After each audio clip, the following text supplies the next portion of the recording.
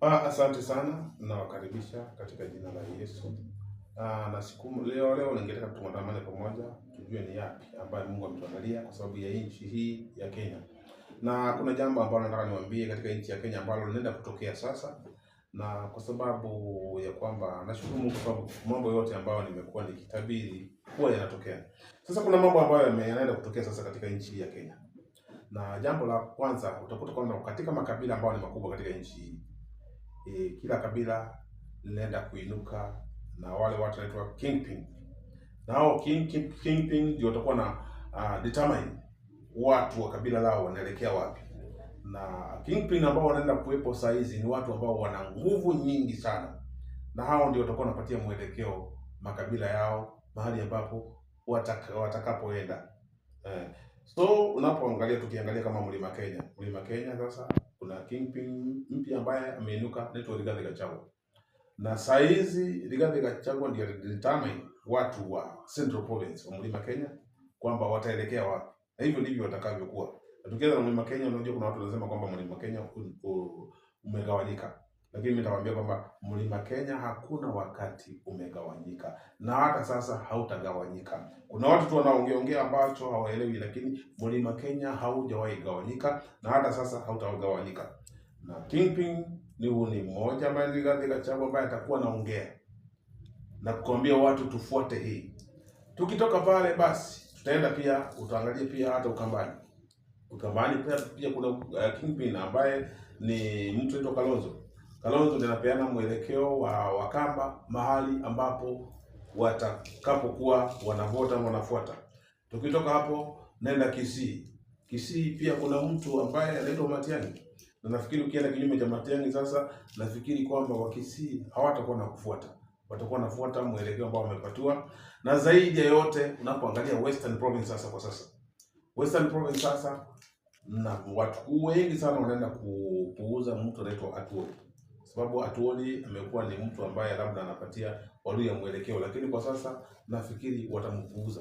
Kwa sababu unaona Atuoli kila wakati amekuwa akiopose Mluhya ambaye amesimama, na anafanya Waluhya wanagawanyika. Kuna wakati ambapo alitaka kusupport Mudavadi, Atuoli alisimama na akapinga. Na akasema huyu hatuwezi mchagua kwa sasa. Na the same kitu ambacho Atuoli alifanya ninataka kufanya saa hizi, anataka kuambia Wakenya it is not Sifuna. Na mimi nitakuwa na kitu moja nitawaambia kama mtumishi wa Mungu. Maandiko yanasema kwamba nyakati za mwisho wazee wataota ndoto. Na kuna ndoto na vijana wataona maono. Na kwa sasa nataka lazima maono ya vijana yafuatwe. Na kwa sababu vijana wameona maono sasa, nafikiri wazee wale ambao watasapoti maono ya vijana atafanya vijana wainuke. Na mimi najua kwamba katika Luhya land kuna kingpin ambaye anaenda kuinuka sasa tayari, anaitwa Sifuna.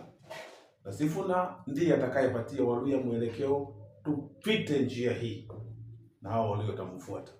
Kwa sasa Bishop, tukiangazia mambo kama haya, masuala kama haya ya kusema mtu ambaye anasaliti jamii lazima akae kando na atumwe kule ambapo wanasapoti. Hasa tumeona imefanyika kule Mount Kenya, kwa sababu ukiangazia vile Olkalau walipiga na wakaamua liwe liwalo, wakapewa gesi, mtungi wa gesi, wakapewa mattress, wakaletewa hadi meli na hawana lake pale. Lakini mwisho wa siku akasema mtu yote anasaliti jamii, yote yuko pale nje. Moses Kuria tunamwona saizi analia kwenye mitandao ya kijamii akisema kwamba hawezi akarudi nyumbani, na akaweka kikundi ahutubie watu pale. Hivyo ndivyo inavyoenda kuwa katika Kenya mzima, si Central Province peke yake. Na unapoangalia kama mtu ambaye anaitwa Moses Kuria amekuwa outcasted katika sehemu ya Central Province. Kuria hata hakuna mahali peke yake anaweza ita mkutano wa chief watu wakuja wamsikilize, kwa sababu sasa amekuwa outcasted katika sehemu ya wa Kikuyu, kwa sababu inasemekana amekuwa msaliti. Na si Kuria peke yake, nafikiri wote ambao wako kinyume na Kikuyu, ambao wanasapoti upande wa serikali, nambari kubwa wote wanaenda kataliwa na Wakikuyu. na hakuna mahali watasimama hata wafanye mkutano mdogo wawasikize. Kuna watu kama wakina Kurugia, kuna watu hawa kama huyu jamaa anaitwaje huyu Karanja wa nini Kiunjuri, na wengine ambao utakuta kwamba umekuwa sauti ya Wakikuyu, lakini kwa sasa hawatazungumza lolote Wakikuyu wasikie, na hawataweza kuhold hata mkutano peke yake ya chief. Itakuwa ni ngumu sana. So sasa unaenda kusikiza sauti ya Kingpin, na hivyo tu hata wale unakuta wako katika sehemu ya Western Province, mtu kama Didmas Barasa, na mimi nataka mfungue macho yenu na muone mkutano utakapokuwa tarehe ya 26, muone Didmas Barasa vile atakavyo behave, ama Didmas Barasa vile kutakavyoendelea, mjionee na macho yenu. Na hivyo ndio mnakuta kwamba uchaguzi wa 2027 watu kama Didmas Barasa itakuwa ni vigumu sana wachaguliwe katika sehemu ya Western Province, na wengine ambao wataenda kinyume ama watatumika vibaya kuwasaliti kabila lao. So makabila ambayo yako katika nchi ya Kenya kwa sasa watakuwa, kila kabila litakuwa nafuata vile Kingpin amesema, na yule ameenda kinyume na Kingpin, nafikiri kwamba atakuwa outcasted katika kabila lao, na hata kuwa mtu wa kuchaguliwa. Na ni wakati ambapo Wakalenjin sasa kuna mtu anaenda kuinuka sasa, na ambaye atakuwa anasema kwa niaba ya Wakalenjin. The same thing kwa Kipsigis. Pia kuna mtu ambaye anaenda kuinuka, na yeye atakuwa anapatia Kipsigis mwelekeo, na siasa hii zitachukua mkono mwingine wa ajabu ambazo zitawashangaza. Kipsigis tunakumbuka walikuwa kule maeneo ya Monyoro, nyingine zimechukuliwa. The same na makabila mengine yote, hata wale wa Pokoti na Waturkana. Nafikiri kila kabila sasa anaenda kuwa na msemaji wao ambaye atawapatia mwelekeo katika siasa hizi za 2027. Kuna video ambayo imetokea, labda Wakenya hawawahi kuiona hapo zamani. Kuna video ambayo CS Kabogo akiambia William Samoei Ruto na Rigathi wakiwa wamekaa pamoja katika mkutano wa UDA kwamba tukikosa kutimiza yale manifesto, kulingana na manifesto ambayo tulipewa Wakenya katika makabila yote ya 47, sisi ndio tutakuwa watu wa kwanza kukuwa one term ama kutolewa na hawa Kenya. Na akarudia akawaambia kwamba hawa Kenya sasa hivi wamefunguka macho, wanaelewa, wanajua kile ambacho wanafaa wafanyiwe, na tukikosa basi wao watakuwa kwanza kutoka katika hii serikali. Na kwa kweli mambo yameanza kufanyika. Kwa hiyo najua kwamba Mungu anaweza tumia chombo chochote cha ujumbe, na natumai kwamba wakati ambapo Kabogo alipokuwa nazungumza alikuwa anatoa unabii, na huu unabii ule watu labda hawangeelewa, na hivyo nasema kwamba Mungu anaweza tumia jambo lolote kufikisha ujumbe, na alikuwa anaonyesha wazi kwamba wasipofanyia wananchi kazi ndio itakuwa serikali ya kwanza kuwa one term. Na huo unabii unatimia. So Kabogo alikuwa na act kama nabii tu, alikuwa anafikisha ujumbe hata kama sio nabii, lakini alikuwa anafikisha ujumbe kwa sababu Mungu anaweza tumia chombo chochote kufikisha unabii, na huo ni unabii tosha ya kwamba kama hawange kuweza kufanyia wananchi kazi, basi itakuwa ni serikali ya kwanza ya one term. Na kuna mtu leo nimesikia akizungumza, anaitwa Kirito Murungi amezungumza akasema kwamba ati huo Rais Ruto has never lose an election. Na hii si kwamba haiendi vile kwamba mtu vile ambavyo alivyo na umaarufu fulani ama alivyo na mazoea fulani ya kushinda.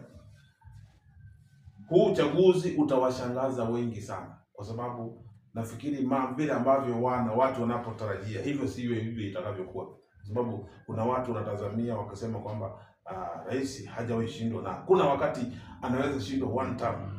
Lakini kule Olkalao watu tayari imeshafanyika, sababu alikuwa amesimamisha mtu wa UDA pale, na kura zile aliweza kupata pale ni kura kidogo sana. Kuna kitu ambacho wananchi sasa wanaangalia sasa. Kuna kitu ambacho wanaangalia kukula, si kura. kula. Kwa hiyo sasa kula sasa wananchi watakuwa wanakula, lakini wanapitisha mtu ambaye anataka. Na sasa nafikiri kwamba itakuwa ni vigumu sana rais kwenda kufanya kampeni mahali bila mattress na gas na boat na pesa. Kwa hivyo sasa rais ajiandae sasa, kwa popote anapoenda aende na mattress na gas na boat na pesa. Kwa hivyo anamwambia the same thing ulifanya ile Kalao ndio ufanye kwetu ndio tumchague. Lakini bila hivyo itakuwa ni ngumu.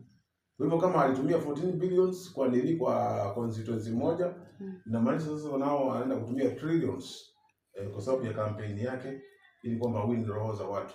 Lakini watu wanataka kabla wamsikize kwamba nao wanahitaji pia washibe vile ambavyo watu wa Kalao walikuwa wanashiba. Mahoteli zote kula ni free, kila mahali, hata gas ni free, chakula free, kwa sababu huko watu walipatiwa chakula hata ya mwezi mzima, na viatu na kila kitu.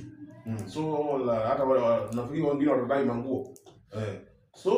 Rais sasa nafikiri katika kampeni yote atakapoenda sasa make sure boat zimetengenezwa kwa wingi, zipelekwe hata sehemu ambayo hakuna mito ndio wapate kula.